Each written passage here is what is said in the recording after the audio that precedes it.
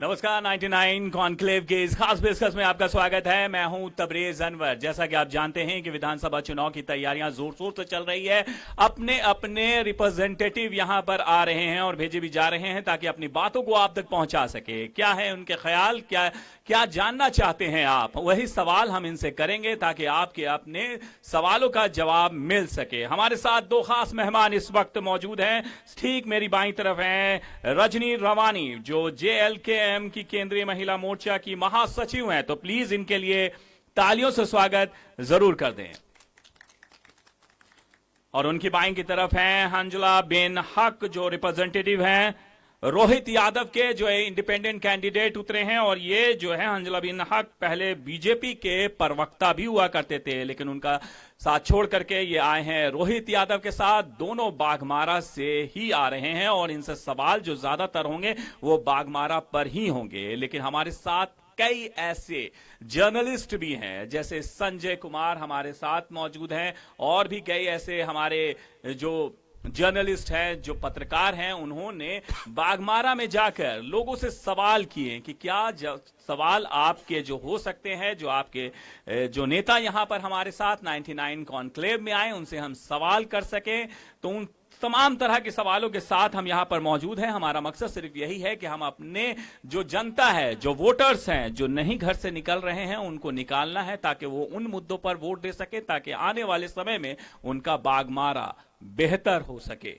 तो सीधा सवाल होगा रजनी रवानी से। JLKM एक नई पार्टी है और नई पार्टी की आप महासचिव हैं, तो इसके लिए बहुत बहुत आपको मुबारकबाद। लेकिन ऐसा क्या नीति है JLKM के पास बाघमारा के लिए जो जनता उनको वोट दे?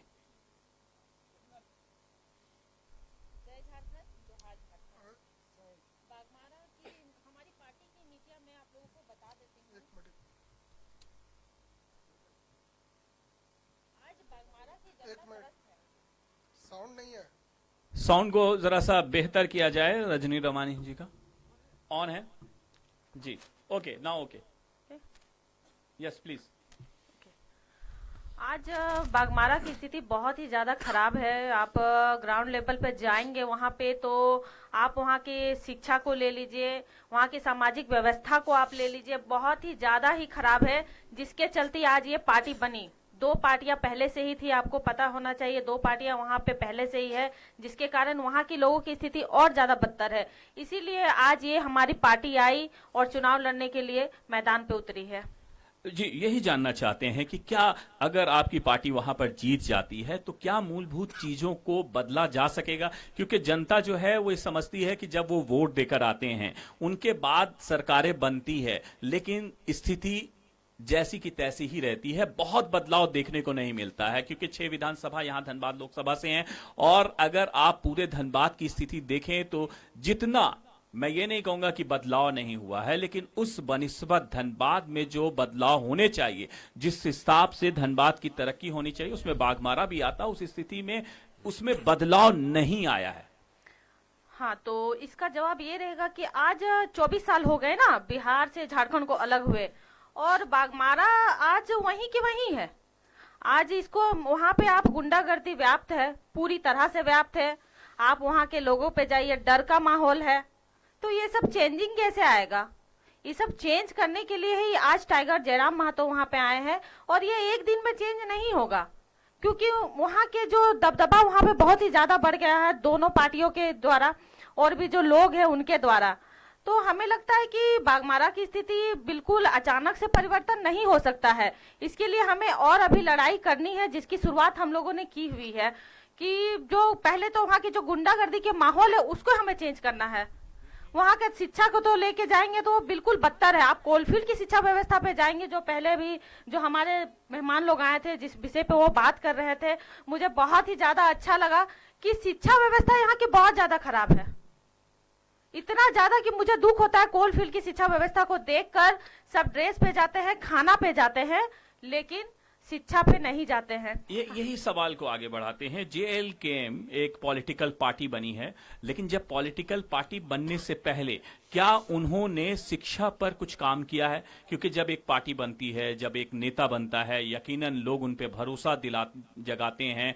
तो इन सारी कामों को कर करके आए हैं। उन्होंने शिक्षा की नीतियों पे क्या बदलाव करने की कोशिश की है? और पिछले 5 सालों से यकीनन जमीनी स्तर पर काम भी कर रहे होंगे। तो उस स्तर पर आपकी पार्टी का क्या काम रहा है पिछले 5 सालों में, उस पर जरा सा रोशनी अगर जनता के सामने रखें तो बेहतर होगा। 5 साल से तो हम लोग नहीं थे, पिछले 2 साल से आंदोलन पार्टी आपकी हो सकती है 2 साल से हो, लेकिन जब कोई नेता पार्टी आज हमको लगता है 7-8 महीना से बना, उसके 2 साल पहले से हम लोग आंदोलन कर रहे हैं और वही शिक्षा को लेके ही आंदोलन कर रहे हैं।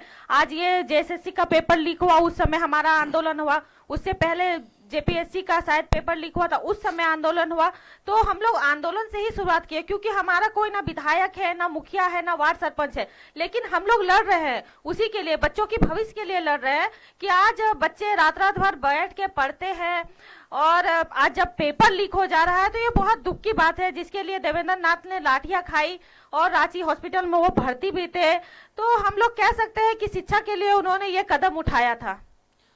चलिए, हमारे साथ हंजुला बिन हक साहब भी हैं और बहुत देर से इंतजार कर रहे हैं अपनी बारी का। रिप्रेजेंटेटिव हैं रोहित यादव के और यकीनन वो बीजेपी छोड़ करके आए हैं, तो उनसे जानने की कोशिश करेंगे कि ऐसे क्या खास चीज है रोहित यादव में, जब वो अगर वहां से चुन लिए जाते हैं तो क्या बदलाव देखने को मिलेगा बाघमारा में। जी बहुत शुक्रिया, आपने इस कंक्लेव में मुझको मौका दिया आज बात रखने का। रोहित यादव वो प्रत्याशी है जिनको जनता ने खड़ा किया है। वहां की आवाम, वहां की पब्लिक एक परिवर्तन चाहती थी। अभी बहन ने बताया गुंडा राज वहां पे व्याप्त है, माफिया मतलब परिवारवाद, जो जिनको जनता ने वोट देके ये जिम्मा दिया था कि तुम जनता की तकदीर बदलोगे, तुम जनता के सूरत को बदलोगे, तुम जनता की तस्वीर को बदलोगे, वो जनता की तस्वीर बदलना छोड़ के अपने भाई को विधायक बनाने के चक्कर में लगे। इसके खिलाफ हमने परिवारवाद के खिलाफ वहां से उनको छोड़ा, भाजपा को छोड़ा। भाजपा परिवारवाद के खिलाफ बहुत सारी बात कहती थी, सोनिया गांधी, राहुल गांधी इन लोगों पे इल्जाम लगाती थी, और जब वो खुद परिवारवाद करने लगे तो मैंने कहा कि जिसके कथनी और करनी में फर्क हो, ऐसी पार्टी के साथ रहना न रहना ज्यादा बेहतर है। मैंने भाजपा को सलाम किया, आखिरी सलाम, और रोहित यादव का झंडा को बुलंद किया। चलिए, जैसा हमने कहा था कि हमारे साथ बहुत ही अच्छे जर्नलिस्ट भी हैं, संजय कुमार जी, वो भी सवाल करना चाहते हैं। जी सवाल पूछिए। मेरा सवाल जो है हमजा जी से है, हंजला जी से है, सॉरी। तो बहुत सारे जनता से हमने बात किया बाघमारा की जनता जो है वो बताती है कि रोहित यादव को जो है जलेश्वर महतो जी स्पॉन्सर्ड करके खड़ा किए हैं, उनका क्या जवाब रहेगा? देखिए, पहली चीज है कि ये जहन में रखिए, ऐसा कुछ होता नहीं है कि कौन किसको खड़ा किया है। जलेश्वर महतो खुद जिला जलेश्वर, ये इल्जाम आ रहा है कि ढुल्लू महतो ने खड़ा किया है, लेकिन मतलब दोनों तरफ की पार्टियां ये कह रही हैं नहीं, कि दोनों तरफ की नहीं, ये साफ इल्जाम है कि ढुल्लू महतो ने जलेश्वर महतो के वोट को कट करने के लिए खड़ा किया है। इसका जवाब हम ये देना चाहते हैं कि जलेश्वर महतो कहीं मुकाबले में है नहीं। बाघमारा में वो 3 बार ढुल्लू महतो से चुनाव हार चुके हैं, और उनकी एक बहुत अच्छी आदत है कि चुनाव के मैदान में वो कूदते हैं और 5 साल रेस्ट करते हैं, उसके बाद फिर चुनाव का नगाड़ा बजता है, घंटी बजती है, फिर वो बिजी हो जाते हैं चुनाव लड़ने में। इसलिए जनता उनको 3 बार ढुल्लू महतो ने बड़े आसानी से उनको परास्त किया है, और जिला परिषद के चुनाव में वो अपने बहू को, बेटा की बीवी को भी जिता नहीं सके, वो अपने भाई को भी जिता नहीं सके। ऐसी परिस्थिति में वो खुद खड़े होने के लायक नहीं है, वो क्या किसी को खड़ा करेंगे? वो एक डमी कैंडिडेट की तरह से। आप आज बाघमारा में देखिएगा, 2 बार वो मंत्री रहे, लगातार 10 साल तक मंत्री रहे, उनके पास कोई मुद्दा नहीं है कि वो किस मुद्दे को लेकर आवाम के चेहरे का दर्शन करे। हंजला जी आप यही बता दीजिए कि रोहित यादव किसको टक्कर देने जा रहे हैं? रोहित यादव यकीनन जो हमारी टक्कर है, मुकाबला है। अभी फिलहाल आवाम का जो पूरी तरह से मूड है बाघमारा में, 1 नंबर बूथ से लेकर 355 नंबर बूथ तक जो अवाम का दोनों पार्टियों के खिलाफ एक आक्रोश है, जन आक्रोश है, और उस जन आक्रोश को पूरी तरह से मुड़ता हुआ मैं देख रहा हूं रोहित यादव की तरफ। तो जेएलकेएम से आपका दोनों तरफ से आक्रोश है, तो जेएलकेएम से हो सकता है कि मुकाबला आपको देखने को मिले, क्योंकि नई पार्टी भी है और लोग पसंद भी कर रहे हैं। नहीं, जेएलकेएम एक अच्छी पार्टी है। जयराम महतो का जो की सोच है, जो उनका विचार है, जो उनका शुरुआत का आंदोलन था, बहन ने बताया कि शुरुआत का आंदोलन उसको जनता ने बहुत सराहा। उसमें स्टूडेंट्स और यूथ जो है वो डायरेक्ट इन्वॉल्व थे। लेकिन इस टिकट के वितरण के मामले में वो जो अभी हम लोगों का कैंडिडेट है वो पूरी तरह से चुनाव प्रचार सही ढंग से नहीं कर पा रहे हैं, जिसकी वजह से वहां पे वो थोड़ा मतलब कमजोर से दिख रहा है। चलिए, जैसा हमने कहा था कि हमारे साथ बहुत सारे जर्नलिस्ट भी थे जो बहुत सारे सवाल लेकर के आए हैं। दिलशाद साहब कुछ सवाल करना चाहते हैं। जी दिलशाद साहब। जी, मेरा सवाल जेएलकेएम के प्रतिनिधि से रहेगा, रजनी जी से। टिकट बंटवारे को लेकर काफी कुछ देखा जा रहा है कि आरोप जो लग रहा है, टिकट बंटवारे में कहीं न कहीं कुछ अनियमितता हुई है। कुछ आपकी पार्टी के भी लोगों ने भी आरोप लगाया कि टिकट का जो बंटवारा हुआ है वो सही नहीं हुआ। चाहे बाघमारा की क्यों ना बात करें या टुंडी की बात करें, जिस भाषा आंदोलन को लेकर आपने अपने बुनियाद खड़ा की थी, भोजपुरी मगही का भाषा का विरोध किया था, 1932 खतिहान की बात की थी, बाहरी भाषा नहीं चलतों की बात की थी, वहां पे झरिया में आपने जो प्रत्याशी दिया वो यूपी वाले को अपने प्रत्याशी बना दिया। तो टिकट बंटवारे को लेकर काफी कुछ आरोप लगा। तो आपका क्या मानना है कि टिकट बंटवारे में सिर्फ जयराम महतो की चली है, फिर और भी किसी का उन्होंने सलाह लिया है? ऐसा कुछ नहीं है। टिकट बंटवारे को लेकर जो लोग टिकट के लिए आए थे, पार्टी के लिए कुछ नहीं किए हो, और जो लोग टिकट के लिए ही सिर्फ आए थे उनको तो दुख हुआ है। और टिकट तो हर किसी को नहीं दिया जा सकता। झरिया से दो लोगों ने आवेदन दिया था, एक राम प्रताप करके थे और एक सजाद करके था। दो ही आवेदन आपके पास आया था। और जिस प्रत्याशी को आपने टिकट दिया है वो तो आप बस टिकट के लिए आए थे। या निरसा की बात करें तो अशोक मंडल जो है वो जेएमएम को छोड़ के हैं, उनको आपने टिकट दिया। वहां पे मोतीलाल बेरमो में मेहनत कर रहे थे, डुमरी मेहनत करते, उनको आपने टुंडी भेज दिया। टुंडी से खुद जयराम महतो को लड़ना चाहिए था। तो टिकट शायद आपको अशोक मंडल को जो टिकट मिला निरसा से और झरिया से जो रुस्तम अंसारी को टिकट मिला, वो तो पार्टी में शुरू से नहीं जुड़े हुए थे आप लोग। ऐसा तो हम लोगों ने कभी नहीं कहा कि जो यूपी बिहार के लोग हैं वो लोग चुनाव नहीं लड़ सकते हैं। हालांकि वहाँ हमारे लोग बहुत कम थे, हमारी वहाँ पे कोई कमेटी नहीं बनी थी, वहाँ हमारे लोग कम थे, इस वजह से हमें वहाँ पे खड़ा करना पड़ा है। संगठन इसी में एक ऐड ऑन कर देते हैं कि झरिया से तो ये कहा जा रहा है कि बीजेपी ने आप के कैंडिडेट को खड़ा करवाया है। ऐसी अफवाहें उड़ती रहेगी। अब चुनाव आते आते पता चलेगा कि जयराम महतो का कनेक्शन बिल क्लिंटन से भी था। चलिए रजनी जी, मेरा एक सवाल है, जहाँ जहाँ आपने प्रत्याशी दिया है कहीं न कहीं इनडायरेक्टली जो है वो भाजपा को ही फायदा पहुंचा रही है, ऐसा जनता का कहना है। जनता का क्या कहना, अफवाह अभी बहुत उड़ेगी। मैं बार बार आप लोगों से कहती हूँ, अभी एक सप्ताह बाकी है चुनाव को लेकर, अभी बहुत सारे अफवाहें उड़ेगी। किसके किसके साथ रिश्ता जोड़ा जाएगा अभी देखने वाली बात है, वो आगे हम लोग चल के देखते रहेंगे। जो पार्टी छोड़ रहे हैं वो भी यही आरोप लगा रहे हैं। वो बिल्कुल लालच में आए थे, उनका इच्छा पूर्ति नहीं हुआ, इसी वजह से वो आरोप लगा रहे हैं। लेकिन पार्टी आज भी उसी जगह पे अपने अड़िग है, वही शिक्षा नीति, वही स्थानीय नीति, उसी पे आज भी कायम है।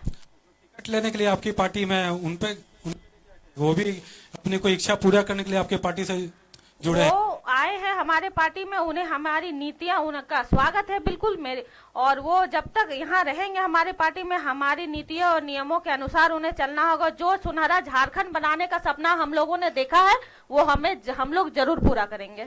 चलिए, रोहित यादव जी के हंजला बिन हक की तरफ आते हैं, रिप्रेजेंटेटिव हैं, तो ये जरूर जानना चाहेंगे, वो एक इंडिपेंडेंट कैंडिडेट हैं, क्या लगता है कि इंडिपेंडेंट कैंडिडेट पर जो बाघमारा की जनता है वो भरोसा दिखाएगी, या जैसे हमारे जर्नलिस्ट कह रहे हैं कि सिर्फ वोट काटने का काम करेंगे? देखिए, सबसे पहले चीज है कि ये झारखंड है और इंडिपेंडेंट कैंडिडेट राजा पीटर भी हुआ करते थे तमाड़ में, और वहां पे राजा पीटर ने सुपरस्टार शिबू सोरेन जो तत्कालीन मुख्यमंत्री थे उनको बुरी तरह से पराजित किया। इसी तरह से बहुत सारा एग्जाम्पल है, बहुत सारा। भी पप्पू यादव, वो कांग्रेस ने टिकट नहीं दिया, वो निर्दलीय, अभी हाल फिलहाल लोकसभा में पप्पू यादव को टिकट नहीं दिया। पप्पू यादव ने जबरदस्त झंडा बुलंद किया निर्दलीय होकर और सारे प्रत्याशियों का हालत को खराब कर दिया, विजय रथ पे सवार हुए। तो ये चीज कहना बिल्कुल गलत है कि कोई निर्दलीय प्रत्याशी, देखिए सबसे पहली चीज है कि निर्दलीय प्रत्याशी होने पे कुछ माइनस होता है, चूंकि हम लोग पॉलिटिकल पार्टी से जुड़े हुए हैं। माइनस ये होता है कि जो सिंबल है वो सिंबल आसानी से हम लोगों को जज नहीं कर पाते हैं कि हमको क्या सिंबल मिलेगा, और सिंबल को जो प्रिंट करवाना होता है, उसको डिस्ट्रीब्यूट करना होता है, मतदाताओं के दिमाग में डालना होता है, वो काम थोड़ा देर से शुरू सिंबल होता है। अभी बता ही दीजिए हमारे माध्यम से क्या आपका बिल्कुल, हमारा सिंबल है सिलाई मशीन। चलिए, जैसा आपने कहा है कि कुछ नेगेटिव पॉइंट्स होते हैं कि और अगर आप positive- पार्टी से अगर हाँ। नहीं उठते हैं तो क्या रोहित यादव जी ने या आप लोगों ने मिलकर के कोशिश की थी कि किसी पार्टी का टिकट बिल्कुल, लिया जाए? हाँ जी, हाँ किस जी, पार्टी हाँ का जी, बता दीजिए। कांग्रेस के टिकट लेने की पूरी कोशिश की थी, कांग्रेस ने उनको टिकट नहीं दिया। और ये पॉजिटिव बात हम बताना चाहते हैं कि अगर वो कांग्रेस के उम्मीदवार होते तो कतई उनके साथ बहुत सारे लोग, जिसमें हम भी शामिल हैं, हमको कांग्रेस की नीतियों से बहुत ज्यादा मुखालफत है, विरोध है, और कांग्रेस की नीतियां मुझको पचती नहीं है, मेरे विचार से मेल नहीं खाती हैं, तो मैं कांग्रेस के प्रत्याशी को कभी समर्थन नहीं। दिलशाद साहब कुछ पूछ रहे थे। चूंकि बाघमारा विधानसभा में हम लोग चर्चा कर रहे हैं, तो क्या कुछ समस्या है बाघमारा या क्या मुद्दों को लेकर जेएलकेएम पार्टी बाघमारा में विधानसभा चुनाव में लड़ने जा रही है? मुद्दे क्या रहेंगे खास आप लोग के लिए? मुद्दे हमारे रहेंगे जो ये आउटसोर्सिंग कंपनियां चल रही है हमारे क्षेत्र में, और वहाँ जो गंदगी व्याप्त है उस आउटसोर्सिंग कंपनी, वो लोग सिर्फ कोयला उत्पादन करने में लगे हैं, हमारे जो स्वास्थ्य के बारे में वो बिल्कुल नहीं सोचते हैं। इतना प्रदूषण, और बिना किसी मानक निर्धारण किए हुए वो ब्लास्टिंग करते हैं। हमारा घर टूट रहा है, हमारी एज कम हो रही है, हम बीमार हो रहे हैं। आप हमारे क्षेत्र में, लोयाबाद क्षेत्र में जब सर्वे हुआ तो अभी 20 से 25 आदमी टीबी पेशेंट पाए गए हैं। वो कैसे हुए? वो कैसे हुए? बस इन्हीं मुद्दों पे हम लड़ रहे हैं। इसी सवाल को थोड़ा सा आगे बढ़ाने की कोशिश करेंगे। और यकीनन जब ये बातें आती है कि धनबाद, चाहे वो बाघमारा हो, झरिया हो, धनबाद हो, टुंडी हो, हम कोल कैपिटल ऑफ इंडिया कहे जाते हैं। यहाँ पर बहुत सारे खनिज हैं, लेकिन फिर भी यहाँ के युवा बेरोजगार हैं, यहाँ के लोगों को काम नहीं मिलता है। आज भी गरीबी रेखा से जिंदगी गुजारने वाले धनबाद में बहुत सारे लोग हैं। जिस सोने की धरती पर धनबाद निवास करता है, उनके युवा, उनके बच्चे आज भी बेरोजगार हैं, पलायन कर रहे हैं दूसरे जगहों पर जाकर के काम करने के लिए। लेकिन जब कोई नेता आता है, जब बनता है, तो उन युवाओं के बारे में नहीं सोचता। दोनों पार्टियों से, दोनों ही लोगों से ये सवाल है कि जब आपकी नेता विधायक बन जाएंगे, हंजला जी सबसे पहले आप ही से, तो क्या इस पर कोई, देखिए जो बातें आप कहते हैं, आज का ऐसा समय है कि यूट्यूब पर सालों साल रहता है, तो जो भी बात कहें बड़ी जिम्मेदारी से कहें। उन युवाओं को रोजगार देने के लिए कमी नहीं है नौकरी की। अगर सच्ची सोच हो कि किस तरह से दी जाए, किस तरह से प्लान किया जाए, तो मिल सकता है। इस पर आपकी क्या प्लान है? खास तौर से एक चीज और ऐड करेंगे, 75% जो स्थानीय को रोजगार देने का मामला है वो इम्प्लीमेंट नहीं हो पा रहा। सरकार ने हालांकि बना तो दिया है प्रावधान, लेकिन वो इम्प्लीमेंट नहीं हो रहा है। 75% स्थानीय को जो रोजगार देना है उसको भी इसमें ऐड कर दीजिएगा, क्यों नहीं हो पा रहा हो? हंजला जी, सबसे बड़ी चीज है कि जहनियत, जो विचार है, सोच है और काम करने का तरीका है, अगर जनप्रतिनिधि उन आउटसोर्सिंग कंपनीज से उगाही करेगा, उन आउटसोर्सिंग कंपनीज से अपने मतलब, अपने स्वार्थ की सिद्धि करेगा, तो उसके अंदर कहां से ये ताकत आएगी कि वो बोल सके कि 75% तुम रोजगार दो स्थानीय को। वो चाहता है कि वो सिर्फ उतने लोगों को रोजगार दे जिससे उसके कैडर्स का थोड़ा बहुत पालन पोषण हो सके। तो ये बहुत बड़ी कमी है।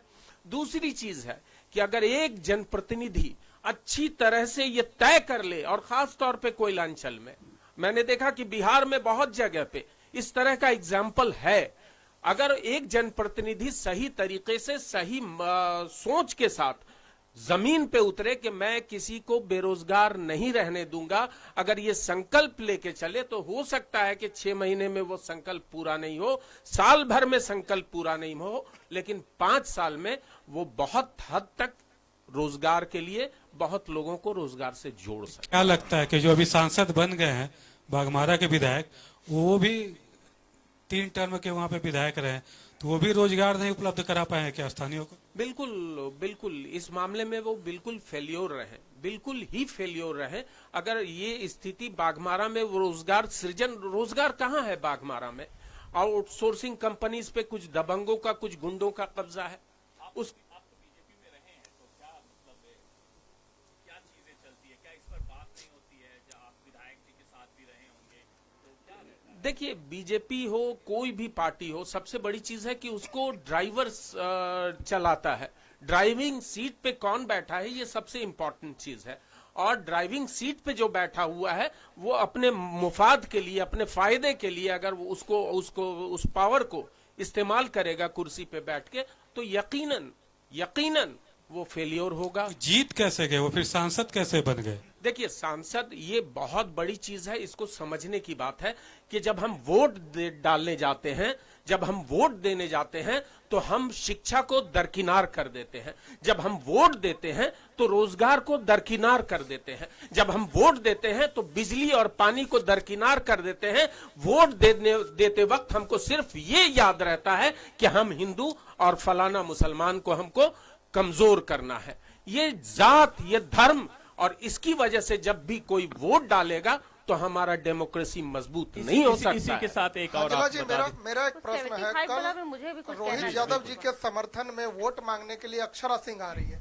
आप भी तो शिक्षा और रोजगार पर बात नहीं कर रहे, आप मनोरंजन की बात कर रहे हैं। नहीं, आप देखिए, ये बहुत बड़ी चीज, आप एक जर्नलिस्ट हैं, आपको ये नहीं बोलना चाहिए। अक्षरा सिंह मनोरंजन की दुनिया से जुड़ी हुई है और हमारी जिंदगी में मनोरंजन का भी बहुत बड़ा स्थान है। वो एक स्टार है, वो एक कलाकार है और कला की कदर होनी चाहिए। कला की जिस समाज में कदर नहीं होगी तो वहां पे वो समाज पिछड़ेगा। रोजगार के मुद्दे पर रजनी जी आप लोग का क्या कुछ रहेगा? बाघमारा हंजला जी से थोड़ा सा आश्वासन भी ले लेते हैं कि अगर इनके जो कैंडिडेट हैं रोहित यादव जी अगर विधायक बन जाते हैं तो ये आश्वासन देते हैं कैमरे पर कि आने वाले 5 सालों में जो नौकरी की समस्या है, खासतौर से बेरोजगारी की समस्या है, उसको दूर करने किया जाएगा।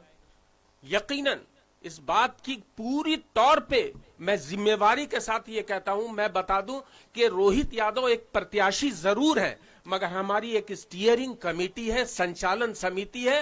रोहित यादव के सारे फैसले वो संचालन समिति करती है और वो संचालन समिति भविष्य में भी जिंदा रहेगी। वो संचालन समिति हर गांव, मतलब हर पंचायत से उसके एक एक प्रतिनिधि जुड़े हुए हैं। हर वार्ड से नगर निगम के 2-2 प्रतिनिधियों को हमने उस संचालन समिति में जोड़ा है और वो संचालन समिति की ओर से मैं पूरी जिम्मेदारी की तरह लेके कहना चाहता हूं कि इंशाअल्लाह 6 महीने में 5000 बेरोजगारों को रोजगार दिया जाएगा। बाघमारा में रोजगार की कमी नहीं है। रोजगार के मुद्दे पे जेल के उनका क्या रुख रहेगा, क्या कुछ बताइएगा? जेल के रुख के बारे में बताइए, बाघमारा विधानसभा क्षेत्र को लेकर खासकर। हम लोग जैसे एक लड़ाई लड़ रहे हैं आउटसोर्सिंग कंपनी से ग्रामीण एकता मंच बना के कि वहाँ के लोगों को रोजगार मिले। जब मैं उनसे बात करने जाती हूँ तो अभी जो आप बोले 75% की बात कि 75% वहाँ के स्थानीय लोगों को मिलना चाहिए, तो मैं जब उनसे पूछती हूँ कि आप 75% लोग कहाँ हैं आपके, हमको लिस्ट दिखाइए आप, तो वो 2-4 लोगों का लिस्ट दिखाते हैं और ऑल ओवर झारखंड के लोगों को दिखाते हैं कि 75% लोग यहाँ के स्थानीय लोगों को रोजगार दिया जाए। तो फिर जो वहाँ 500 मीटर के दायरे में बसे हुए, जो 1 किलोमीटर के दायरे में बसे हुए, वो क्या करेंगे? वो कहाँ जाएंगे? जो वहाँ वो डस्ट खा रहे हैं, गंदगी खा रहे हैं, उनकी शिक्षा, यदि वो वहाँ पे वो कंपनी चला रहे हैं, मैं इस मंच से माध्यम से कहना चाहती हूँ, यदि वो वहाँ पे कंपनी चला रहे हैं तो कंपनी का एक रूल होता है कि आप जहाँ पे कंपनी चला रहे हैं वहाँ का सामाजिक व्यवस्था, शिक्षा व्यवस्था सब कंपनी के हाथों में होता है। तो फिर आप वो क्यों नहीं कर पा रहे? इतनी 2 बड़ी पार्टियां आज इतने सालों से बाघमारा में राज कर रही है, और तीसरी जो आप निर्दलीय खड़ा हुए हैं, कोयला आज हमारा लूट के बाघमारा का, और आप मनोरंजन के लिए बुला रहे हैं अक्षरा सिंह को। तो क्या झारखंड में कलाकार नहीं थे? हमारे झारखंडी कलाकार आपके लायक नहीं है? क्या आप उन्हें ला के सम्मान दें? हमारा पैसा लूट के आप मनोरंजन करवा रहे हैं, तो क्या वही सम्मान आप यहाँ झारखंडी कलाकार को देते? आज आप इतनी कंपनियां चला रहे हैं, कोई भी कॉरिडोर आज तक क्यों नहीं स्थापित कर पाए? आप ऐसा कॉरिडोर क्यों नहीं स्थापित कर पाए कि वो कंपनी के बीच वहां के लोगों को जोड़ा जाए और उन्हें रोजगार उपलब्ध कराया जाए? ऐसा व्यवस्था क्यों नहीं आया है? ले लेते हैं हंजला जी। जवाब दे दिया, स्थानीय कलाकार को क्यों नहीं आपने? ये जायज बात है कि स्थानीय कलाकार, तो आप हमको ये बताइए कि स्थानीय कलाकार को जो मेरी बहन ने कहा, वो उनकी पार्टी ने सम्मान दिया? बिल्कुल दिया है, कैसे नहीं दिया है। आज हमारी पार्टी आई तब हमारी भाषा को प्राथमिकता मिला है, नहीं तो हम लोग तो अपने भाषा से भी जा रहे थे, भूलते जा रहे थे अपने कलाकार को सम्मान बिल्कुल आने वाले समय में देंगे। और पहले नहीं, भी अभी दिया क्या? अभी दिया कि नहीं दिया उसकी बात कर। बिल्कुल दिया है। हमारा एक मंच बना है, ये एक समिति बना है कलाकार को लेकर, जिसमें महावीर जी हैं, पेंटिंग वगैरह करते हैं, सावित्री कर्मकार है, सबको एक जगह जोड़ा गया है और इसको बढ़ावा देने के लिए आगे भी इस पे काम किया तो जाएगा। चुनावी प्रचार में भी वो रहेंगे क्या आप लोग के साथ? नहीं, चुनावी प्रचार में नहीं रहेंगे, लेकिन हमारा जब प्रोग्राम होते हैं तो वो लोग आते हैं हम लोगों को समर्थन देने के लिए। शंकर हमारे साथ मौजूद हैं, बहुत ही मेहनत करके सवालों को इकट्ठा करके बागमारा से लाए हैं। शंकर, सवाल पूछिए। मेरा सवाल रजनी जी से है। दो दिल एक जान, जयराम से अलग हुए रिजवान। गांडे सीट से आपने जिसे कल्पना सोरेन के अपोजिट में उतारा था वो जेएमएम में शामिल हो जाते हैं, तो क्या पार्टी की जो नीति है वो चेंज हो रही है, जिस कारण जयराम को उनके चाहने वाले छोड़कर अभी जा रहे हैं, क्या कारण है? देखिए, वो जा रहे हैं, वो उनका मैटर है। मान सम्मान वो उनको यदि लगता है कि वहां जाके उनका मान सम्मान बराबर रहेगा तो अच्छा बात है, ऑडियो वो भी चलेगा। वायरल हुआ था जिसमें कोई टुंडी या फिर बोकारो इस तरह की सीट की डिमांड कर रहे थे रिजवान, जो जयराम जी बोल रहे कि वो पॉसिबल नहीं हो पाएगा, थोड़ा गांडे जाना। गांधी एक मुस्लिम बहुल क्षेत्र है, इसीलिए जयराम ने सोचा कि यदि वो हम वहाँ रिजवान को भेजेंगे तो वहाँ पे हमारा जीत जरूर हासिल होगा। नहीं, डॉक्टर सबा अहमद जो है लगातार टुंडी से जीतते रहे हैं और यकीनन रिजवान अगर टुंडी का रहने वाला है, रिजवान अगर टुंडी से खड़ा होता तो बहुत अलग स्थिति हो सकती थी। खैर, आपकी पार्टी। जी शंकर, कोई और सवाल हो तो पूछ लीजिए। आफ्ताब, सवाल पूछिए। मेरा सवाल रजनी जी से रहेगा। आपने इनके पार्टी के जो प्रचार के लिए आपका बिहार से कलाकार आ रहे हैं उन पे सवाल उठाया, लेकिन अभी आप ही ने कहा था कि बिहार से प्रत्याशी जो आए हैं वो पार्टी का निर्णय है और वो कहीं ना कहीं अच्छे हैं। तो बिहार से जो पार्टी के आपके प्रत्याशी आए हैं, आपके पार्टी के प्रत्याशी बिहार से, उस पे आप सवाल नहीं करना चाह रहे? यहाँ बात प्रत्याशी की नहीं, यहाँ बात मनोरंजन की है। जो पैसा आप मनोरंजन के लिए उड़ा रहे हैं, आप किसी शिक्षा संस्थान में दान कर दीजिए, किसी गरीब को दे दीजिए। प्रत्याशी भी आप झारखंड से ले सकते थे, उनका सवाल ये है। कहाँ के लिए? झरिया के लिए? नहीं, जो भी आपने कहा कि बिहार से जो प्रत्याशी आपने, हमने जो प्रत्याशी बिहार से चुना है वो उस क्षेत्र में अच्छा काम किए हैं, इस सब को देखते हुए वहाँ पे उनको दिया गया है। वो झारखंड के जो वहाँ पे जो रह रहे हैं उसके लिए यदि उस क्षेत्र में वो काम किया है। यदि आप रुस्तम अंसारी जी के बारे में बात करते हैं तो शायद उनके पिताजी, ज्यादा मैं डिटेल नहीं जानती हूँ, लेकिन उनके पिताजी 2 या 3 बार वहाँ मुखिया रह चुके हैं और वहाँ पे काम कर चुके हैं, इसीलिए उनको टिकट दिया गया है। प्रत्याशी शुरू से आपके पार्टी में शामिल नहीं थे?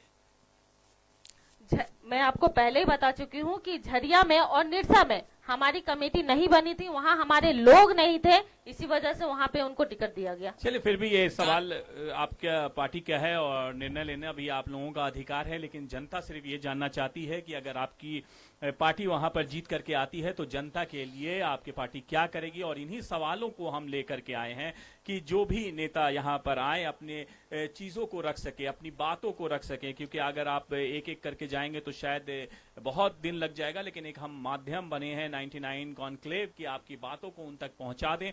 इसीलिए ऐसे कुछ सवाल भी आते हैं जो शायद आपको ना गवार गुजरे, लेकिन कोशिश करते हैं कि ऐसे सवालों को भी शामिल किया जाए ताकि जनता जो है वो आपको बेहतर तरीके से समझ सके। रजनी रवानी जी ने अपने जो वादे किए, जो बातें बताएं, वो बहुत अच्छी बातें बता रही हैं। अंजुला बिन हक भी जो बात कर रहे हैं, रिप्रेजेंटेटिव हैं रोहित यादव के, जिन्होंने अपनी चीजों को बताया कि अगर वो जीत करके आते हैं तो यकीनन स्थानीय लोगों को नौकरी भी दी जाएगी। बड़ा सवाल ये आता है कि जब आपकी पार्टी एक छोटी पार्टी है और एक इंडिपेंडेंट पार्टी है, तो क्या लगता है कि वहां पर जो आप सिर्फ वोट काटने का काम करेंगे, या ऐसा भी लगता है कि आपके भी कुछ चांसेस है? आपको क्या लगता है रजनी जी कि कौन आपको टक्कर दे रहा है आपकी पार्टी को? छोटी पार्टी तो हम नहीं बोल सकते, पूरे झारखंड के लोग अब हमारे साथ हैं, कितने सीटों पर आपके प्रत्याशी उतरे?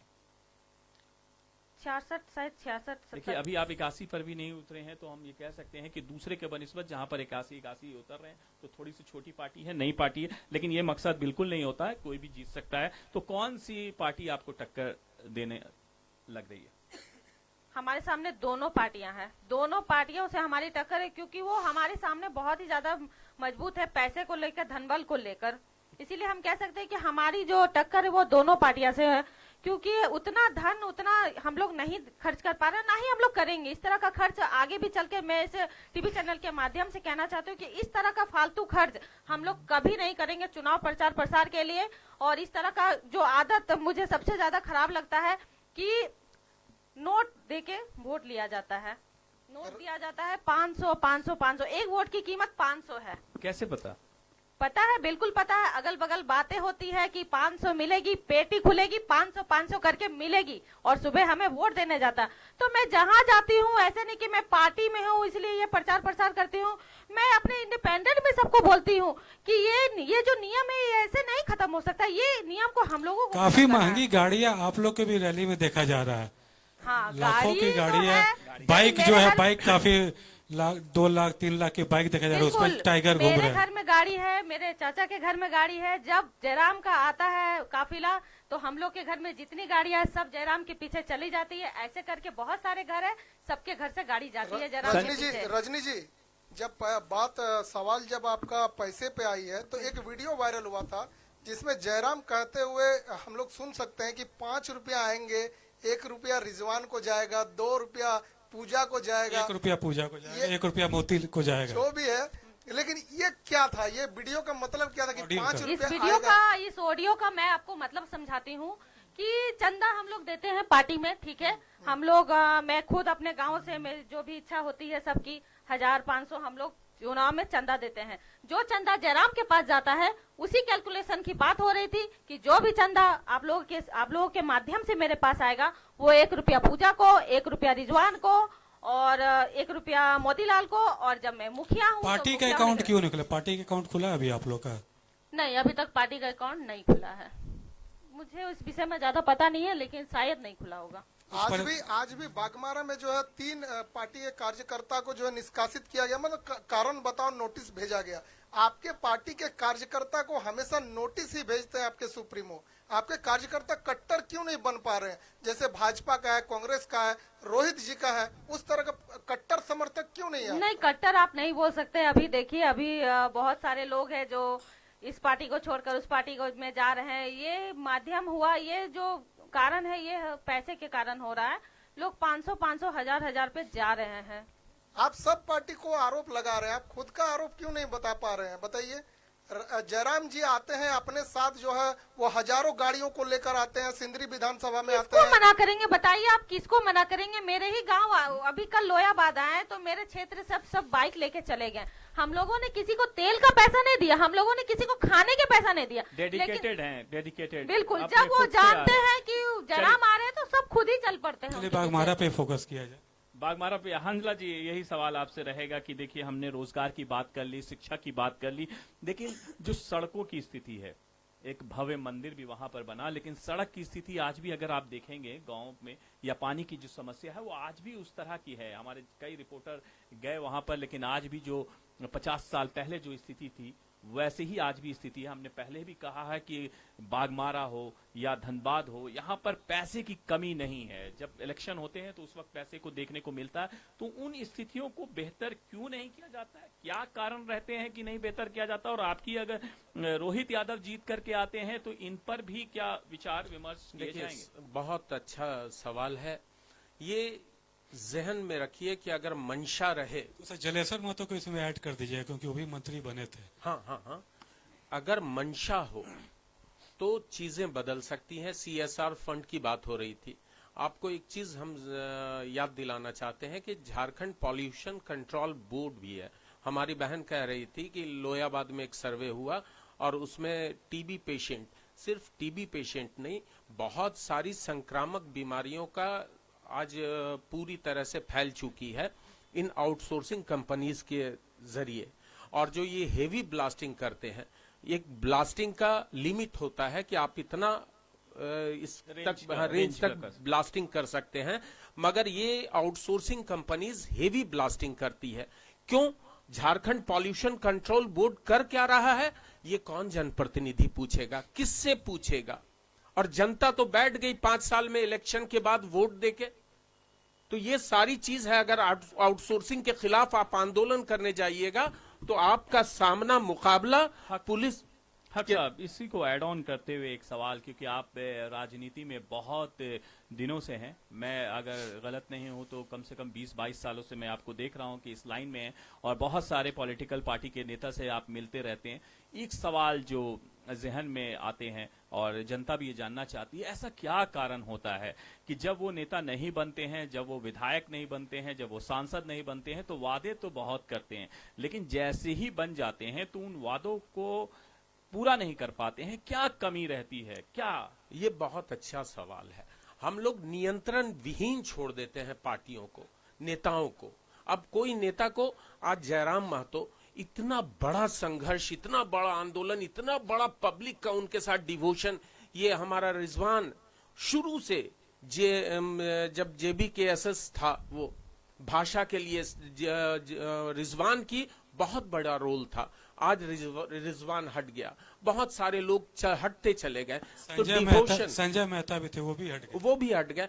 तो ये डिवोशन, ये डेडिकेशन कैडर्स के अंदर तब आता है जब पूरी तरह से नीतियां सही दिशा में अग्रसर हो, और ये सबसे बड़ी चीज है। एक बात जो शुरू का था, हम उसको कंक्लूड करना चाहेंगे। बहुत अच्छा सवाल था। CSR फंड, CSR फंड जो है, टाटा हम लोगों के बाघमारा में है, हम लोगों के बाघमारा में BCCL है। 5 इंपॉर्टेंट एरियाज जो है वो हमारे बाघमारा में 6 एरिया हमारे बाघमारा में है BCCL की टोटल 12 एरिया BCCL का है, उसमें 6 एरिया हम लोगों का बाघमारा में है।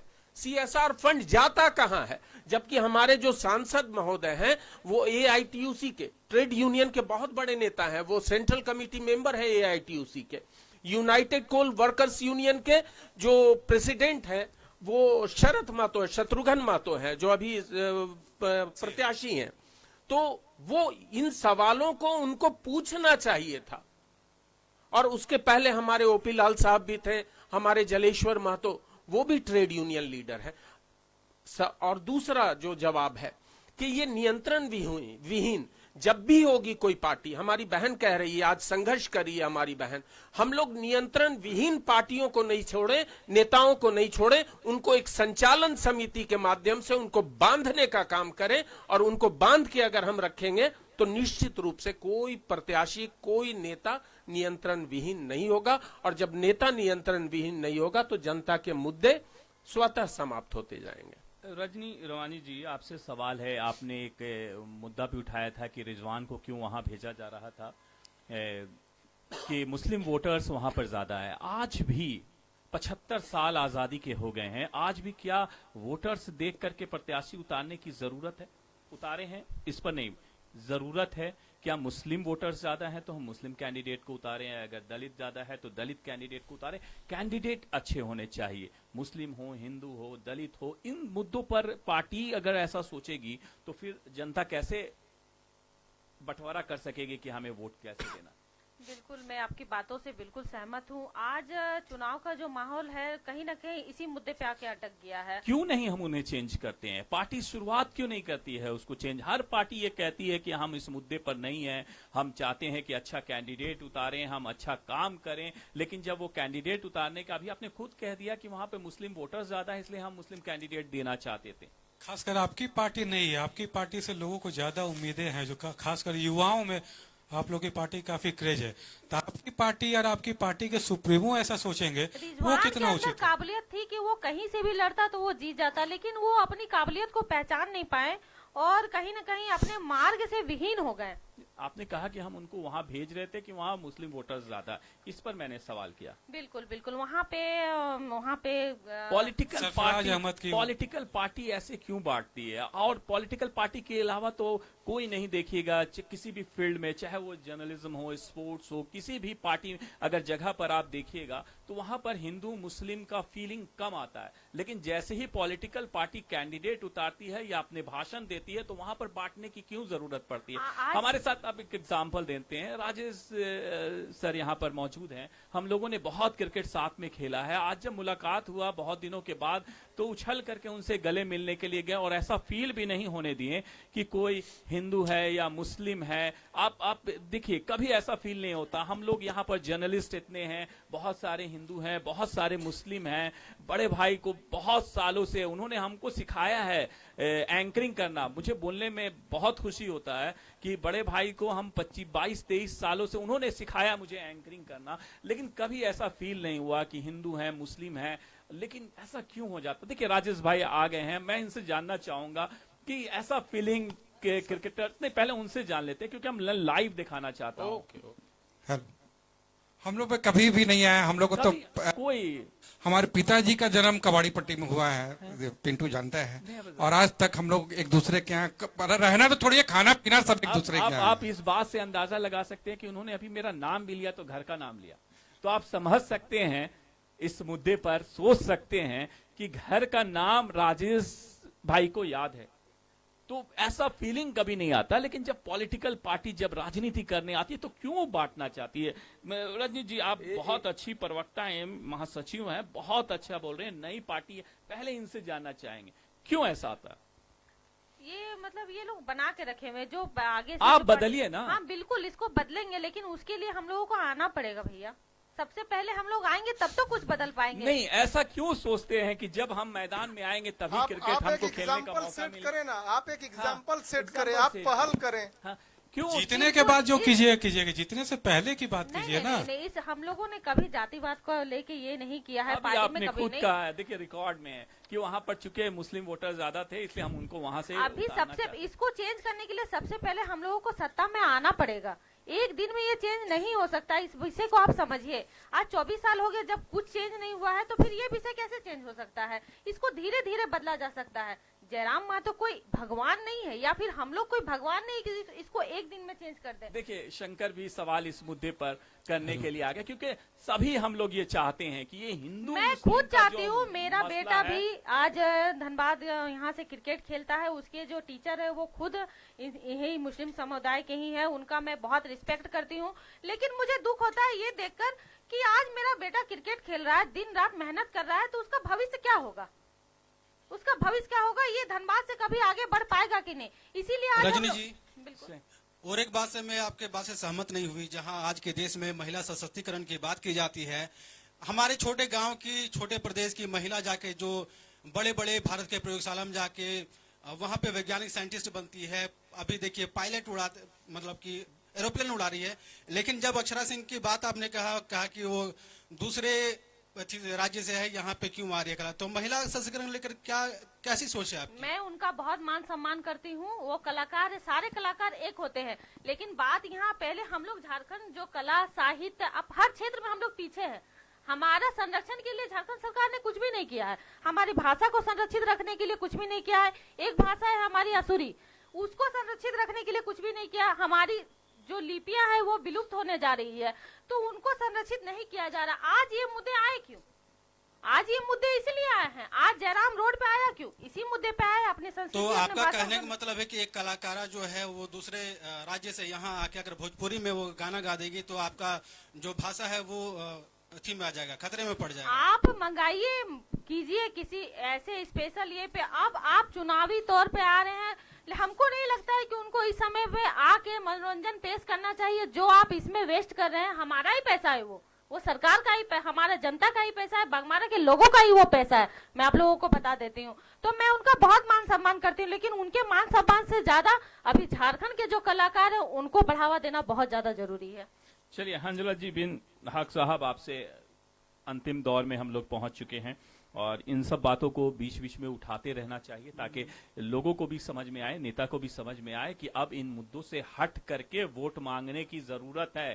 काम पर वोट मांगिए, आप काम दिखाइए, वोट देगी जनता।